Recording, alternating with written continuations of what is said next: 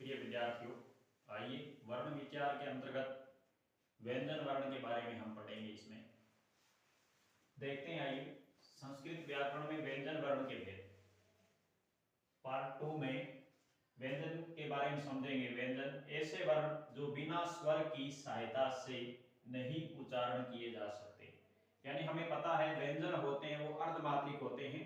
हमने ये चीजें पढ़ी। व्यंजन क्या होते हैं? अर्धमात्रिक होते हैं। अर्धमात्रिक को पूर्ण मात्रिक बनाने के लिए स्वरों की सहायता ली जाती है, इसलिए कहा जाता है ऐसे वर्ण जो बिना स्वर की सहायता के नहीं उच्चारण किए जा सकते उन्हें हम व्यंजन वर्ण कहते हैं या व्यंजन वर्ण कहा जाता है। माहेश्वर सूत्रों के अंतर्गत हमने पढ़ा था हयवर्त पंचम नंबर का सूत्र और हल 14 नंबर का सूत्र, अंतिम वाला सूत्र। इस है से लेकर के हल के लय तक इनके बीच में व्यंजन वर्ण समाहित हुए हैं।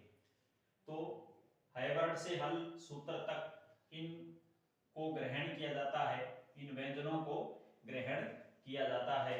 व्यंजन वर्णों को क्या कहते हैं? हल भी कहा जाता है। व्यंजन वर्णों को अन्य किस नाम से भी जाना जा सकता है? हल व्यंजन, हल वर्ण के नाम से भी जाना जाता है। व्यंजन वर्णों को दो भागों में विभाजित किया जा सकता है। व्यंजन वर्णों को दो भागों में बांटा जा सकता है। तो वो दो भाग कौन से हो सकते हैं? एक तो वर्गीय वर्ण। वर्गीय वर्ण का अभिप्राय क्या होता है? उ चु टु तु पु एते उदिता कथयन्ते। हम कह सकते हैं ये उदित कहे जाते हैं। उ से क्या होता है? क वर्ग, चु से च वर्ग, टू से ट वर्ग, तू से ट वर्ग, पू से प वर्ग, यानी वर्गीय वर्ण। वर्ग के अनुसार मतलब कु से क वर्ग में क्या आता है? आगे हम जैसे जैसे बढ़ेंगे पता चलेगा। तो वर्गीय वर्ण व्यंजन वर्ण और अवर्गीय व्यंजन वर्ण। वर्गीय व्यंजन वर्ण होते हैं वो संख्या में कितने होते हैं? 25 होते हैं। अवर्गीय व्यंजन वर्ण होते हैं वो संख्या में कितने होते हैं? 8 होते हैं। वर्गीय व्यंजन वर्ण में हम देखेंगे पंचविंशति संस्कृत की संख्या में कहा जाता है। पंचविंशति का अर्थ 25 होता है। और इसमें एक सूत्र भी हमें मिलता है, कादेयो मावसा नाम सपर्शा। कादेयो मावसा नाम सपर्शा, इसका अर्थ क्या है? कै आदयो अवसानाम अवसानाम सपर्शा, यानी कै से मैं पर्यंत। कै आदयो मतलब कै से शुरू होकर के मैं पर्यंत आने वाले व्यंजन वर्णों को क्या कहेंगे? सपर्शा, स्पर्श कहा जाता है। यानी कै से मैं पर्यंत आने वाले व्यंजन वर्णों को स्पर्श व्यंजन कहा जाता है। ये बात समझ में आई होगी, क्योंकि हमने संस्कृत व्याकरण में व्यंजन वर्ण को हमने पढ़ा है। इसको दो भागों में बांटा है, वर्गीय व्यंजन वर्ण और अवर्गीय व्यंजन वर्ण। वर्गीय व्यंजन वर्ण के बारे में हम जानकारी ले रहे हैं। तो इसमें क्या होगा?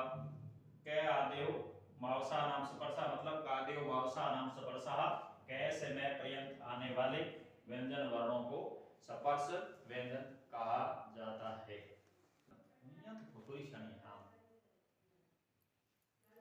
हाँ, संस्कृत व्याकरण में व्यंजन वर्ण के भेद पार्ट 2 में आगे हम देख रहे हैं। कादेव मावसा नाम स्पर्शा, जैसा कि हमने पहले समझा, कै से मैं पर्यंत आने वाले व्यंजन वर्णों को स्पर्श वर्ण कहते हैं। वर्गीय व्यंजन वर्ण, इन्हीं को वर्गीय व्यंजन वर्ण कहा जाता है।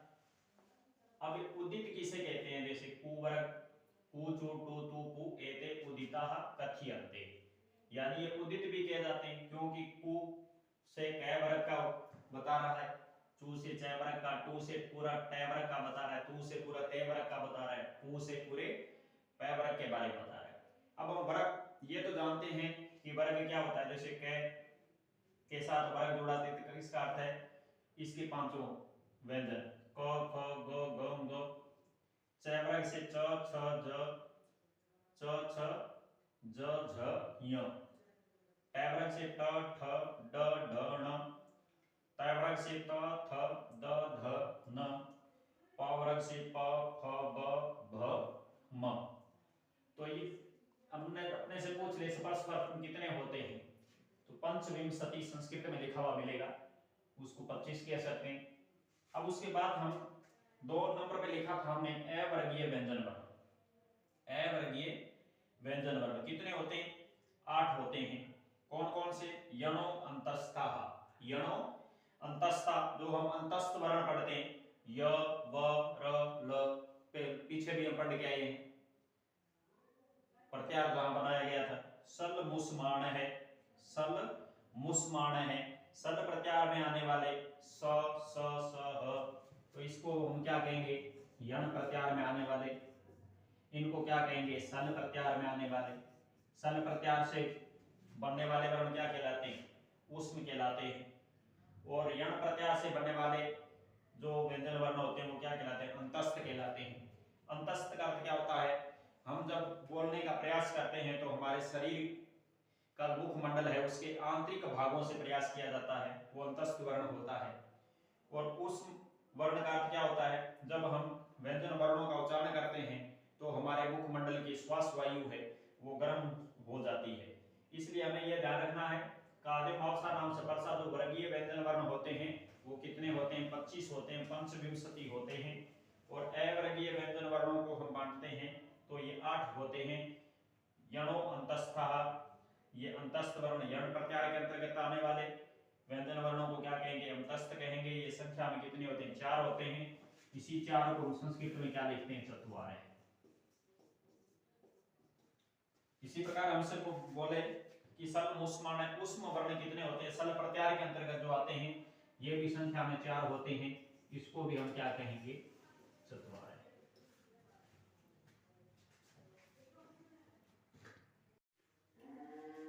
3 नंबर में हमने पढ़ा था व्यंजन के भेद में अयोग वा है। अयोग वा है के भेद भी 4 प्रकार से मानते हैं। अयोग वा है में जैसे इसके आगे 2 मुख्य रूप से भेद करते हैं, तो अनुस्वार और विसर्ग भी इसमें आता है, अनुस्वार विसर्ग भी आता है। यम वर्ण कितने होते हैं, यम वर्ण कितने होते हैं, तो 4 होंगे। जीवा मूल्य क, अर्ध विसर्ग सदृश चिन्ह और ख, ये जीवा मूल्य कहलाते हैं। उपपदमानीय में क्या होता है, प अर्ध विसर्ग सदृश चिन्ह और ख उपपदमानीय कहलाते हैं। दूस पृष्ठ ल जैसे बोलते हैं हम, वो होता है। पलक वन्नी जो हमने शब्द लिखा है, इसका जो दूसरा क द्वितीय क वो वर्ण है इसमें। चख नतु में जैसे ये 2 नंबर का ख है, द्वितीय वर्ण ख होता है। आग्नि वर्ण में जैसे 2 ग लिखे हुए हैं तो इसमें द्वितीय ग होता है, वो इसमें यम वर्ण माना जाता है। एक चौथा आता है इसमें गणंती। चौथा क्या आता है, गणंती। गणंती में जैसे दूसरा ग है वो माना जाता है। व्याकरण सिद्धांत के अनुसार 4 यम वर्ण माने जाते हैं। व्याकरण सिद्धांत के अनुसार 4 यम वर्ण माने जाते हैं। एक बात हमें और ध्यान रखनी है, विशेष में पाणिनीय शिक्षा के अनुसार कुल वर्ण 63 या 64 माने जाते हैं। तो पाणिनीय शिक्षा के अनुसार कुल वर्ण 63 या 64 माने जाते हैं।